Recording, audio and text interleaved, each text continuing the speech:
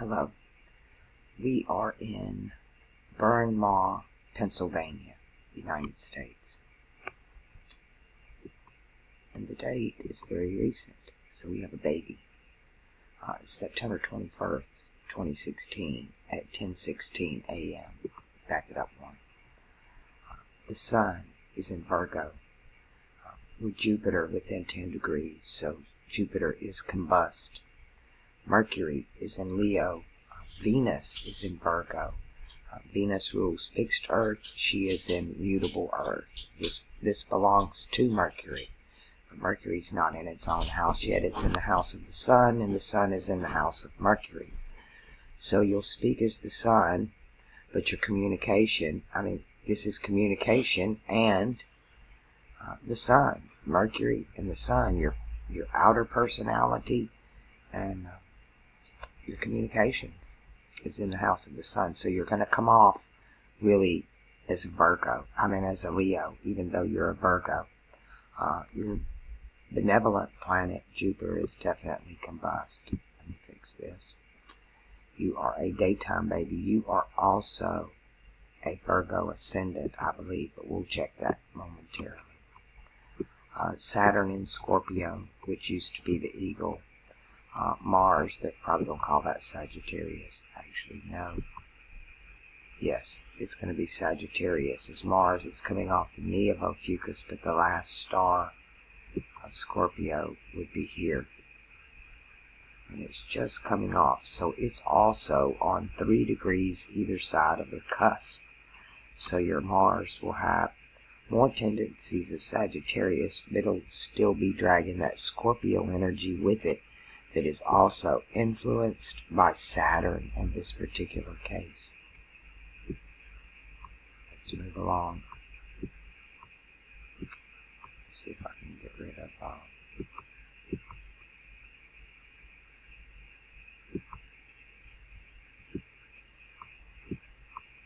let's dump some info here. We've got too much on the page that we're not using.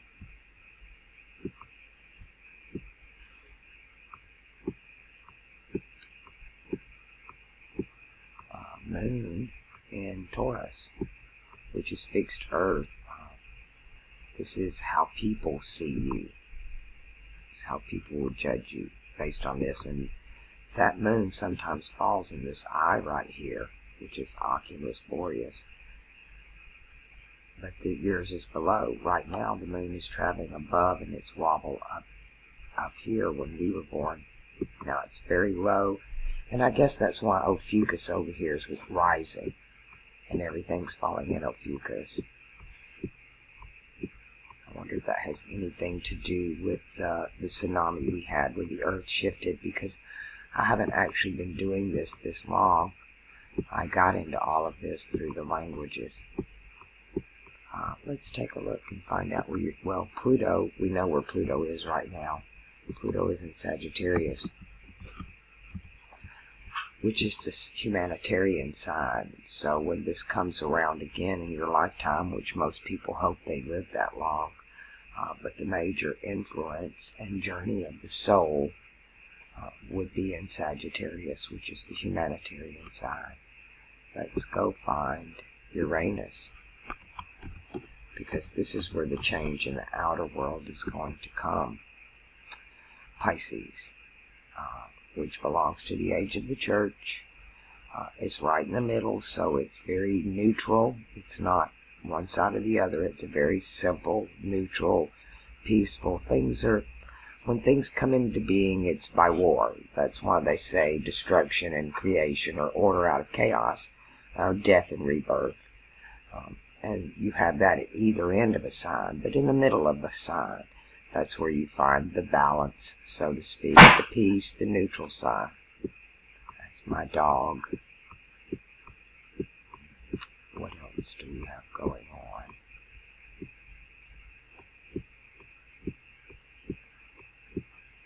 But used to, these stars were much lower over here. The sun actually would eclipse right here on this arrow in our lifetime, on the winter solstice. Alright, let's pop over to a chart and see what that looks like. You know, I find it really interesting doing some of the baby charts because you do get a look at Pluto and Uranus and areas that, you know, I've not looked at when looking at those of our generation.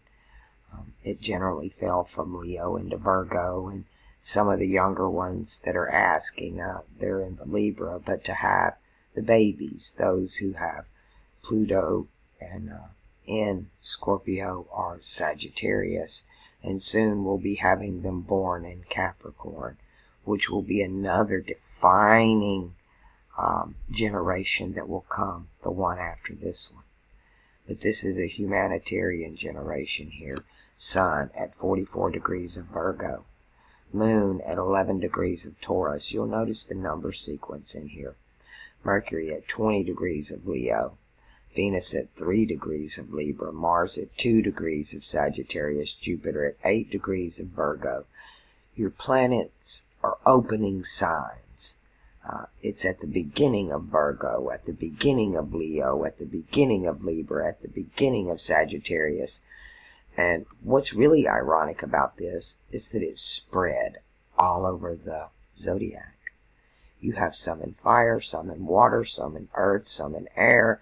You have some in what you would call the ascending planets and the descending planets, or day and night. Some that are traveling with the sun, some that are opposite the sun. This is a complicated but quite spread out, balanced, beautiful chart. Sun in Virgo, Moon in Taurus. The sun is in a mutable earth. So the sun is enhancing the mutable energy in the life for change. And then the moon in fixed earth, which is Taurus. You don't have anything in cardinal earth, but you do have your north node in Leo, which is your future, and your south node in Aquarius, which is your past. And that is, you start in the air sign, but you end in fire. And this is the north and south node of the moon, are Rahu and Ketu. And of course your ascendant, being the time, being born in the morning like that, will also put your ascendant right there with your sun and Jupiter. And I'm not sure which of these planets are in retrograde right now. I need to upgrade my stuff, and so I can make longer videos and do a better job and get more information out to you people. This is a website I'm using, and it also gives you a little rundown. It is Vedic. It is on sidereal, so it's where they actually are, and it can give you a little more information, and then you can use it to go through some other members of your family if you care to. But I'll put a link to this chart in your thing. You know, they offer to sell you some more information. That's up to you. I'm not promoting this channel. I'm just using their charts because they're free and they're accurate. Okay. I wish I could tell you some more. If you've watched my other videos, you might know a little more about some of these. You might want to check Jeffrey Green's work on Journey of the Soul, Pluto's Journey of the Soul, because I actually haven't done one for Sagittarius, so I don't know what that looks like. I can tell you about the sign of Sagittarius being, it's a fire sign, so it's actually attached to Aries and Leo, and you don't have anything in Aries, but Leo belongs to the sun, and so there's communication here because Mercury's in Leo, fire. He's an earth sign. He's a mutable earth, but he's playing with fire. Okay, so I want to say a very outspoken person, because Mercury has traded places with the sun here. So you can almost say that Mercury is trading places with your north node, so to speak, and that being the moon.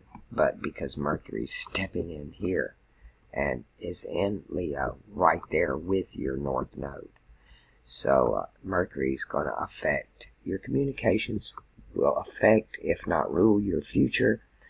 I would say very outspoken person. Someone that would have this would be almost like a personality, so to speak. Like an anchor for a news. Someone who's giving you the message, because Mercury's the messenger. He's the great communicator. But then he's in the sign of Leo. You know, Elvis portrayed that Leo sign. He was a Capricorn, but he boistered that Leo. So, because he wore the symbol of the sun on his uniforms as a performer. So, if that'll give you a general idea of to be in communications and in the spotlight, I guess that would be a better way to say that. Depending on what's retrograde here. Now, that's some homework you can do for yourself, is to look up the retrograde planets in this chart and how they would affect this information. And retrograde doesn't necessarily mean bad. Like Jupiter in retrograde would be one who thinks out of the box. But in this case, Jupiter is considered combust of the sun. It's like his hands are tied. He can't play good cop, bad cop. He can't do a whole lot. That the sun kind of takes its place there again, boistering this Mercury. Everything is pointing back to this Leo. And then again, the sun at 4 degrees Virgo is right there on the cusp of Leo, its own house, and Jupiter in that first decan of Virgo. All of them are in the first decan, and Mercury in the last of Leo. So it's like they're all neighbors. They're all talking to each other. They all have each other's attributes, and they all know each other because they're all right there together. And then Venus is telling you here that it's 3 degrees of Libra, but because it's still sitting in those Virgo stars, regardless of what this chart says, because it's in the first decan of Libra, which that was split. I'm still going to stick by the stars. So the influence here, regardless of what that says, is still Virgo. And it's at the other end. So love will balance all of this out. All of this Virgo Leo transference of energy here will all balance out, because Venus is at that cusp of Libra and Virgo, right in the balance. I mean, the word for Venus and love right here would be balance. Balancing the two signs, balancing the chart, balancing the seasons from the equinox. It's all right in there. So that's what I've got to say about that. I hope some of it helped.